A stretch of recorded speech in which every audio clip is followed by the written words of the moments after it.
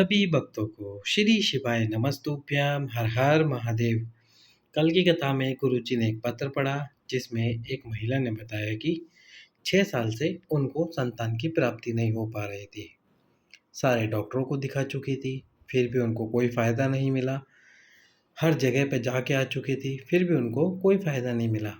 उसके बाद किसी ने उनसे कहा कि 2 से 5 बजे तक शिव महापुराण की कथा आती है। उनके पड़ोसन ने ही बताया, शिव महापुराण की कथा आती है, तुम वो कथा सुनना प्रारंभ करो, कृपा जरूर होगी भोलेनाथ की तुम पे।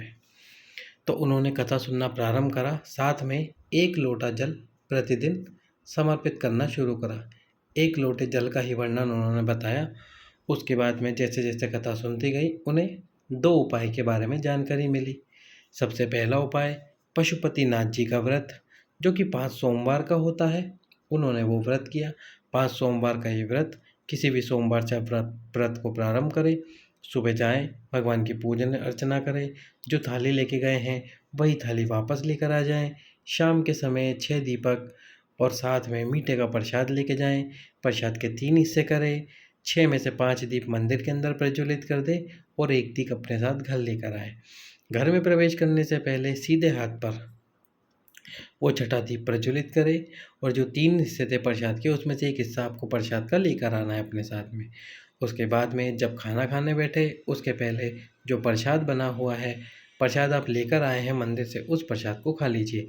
एक टाइम आपको फलाहार करना है, एक टाइम आपको भोजन करना है। इस प्रकार से 5 व्रत करने हैं ये पूरे।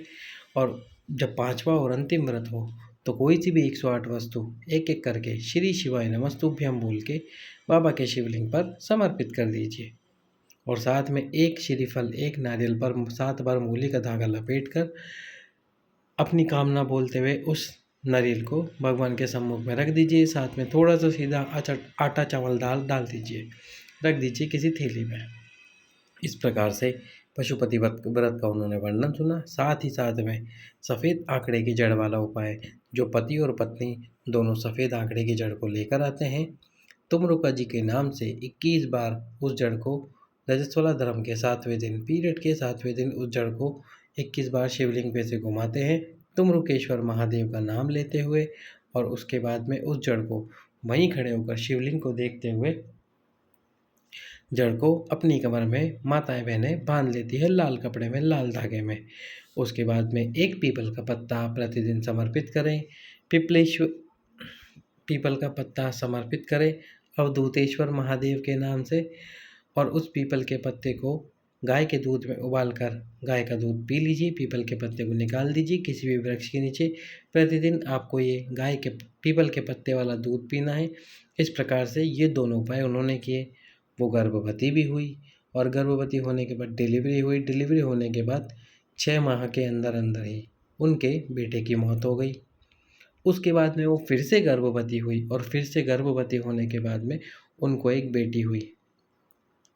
बेटी भी ज़्यादा समय नहीं जी पाई और 7 से 8 महीने के बाद ही उसकी भी मृत्यु हो गई।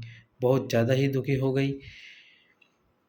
तो किसी ने उनको कहा कि जिसने दिया है उसने वापस ले लिया, तू बस विश्वास रख, 1 लोटा जल प्रतिदिन बाबा पे समर्पित करती रहे और जो उपाय बताते हैं गुरुजी उन उपायों को करती रहे।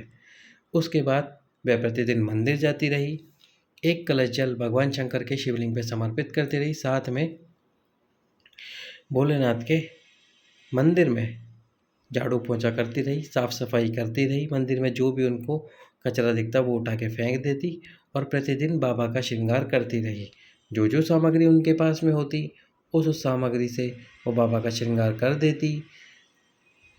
और श्रृंगार करने के साथ साथ उन्होंने फिर से सफ़ेद आंकड़े की जड़ वाला उपयोग किया, सफ़ेद आंकड़े की जड़ वाला उपाय किया। इस बार भी वो गर्भवती हुई और इस बार 9 महीने का गर्भ लेकर पंडाल में आई शिव महापुराण की कथा सुनने के लिए। बाबा से प्रार्थना करने आई थी कि उनका ये गर्भ पूर्ण हो, बच्चा जो पैदा हो वह अच्छे से पूर्ण पैदा हो और पूरी उम्र लेकर जिए। तो इस प्रकार उन्होंने पशुपतिनाथ जी के व्रत सफ़ेद आंकड़े की जड़ वाले उपाय से संतान की प्राप्ति की। आप भी उपाय करें, संतान की प्राप्ति करें। सभी भक्तों को श्री शिवाय नमस्तुभ्याम हर हर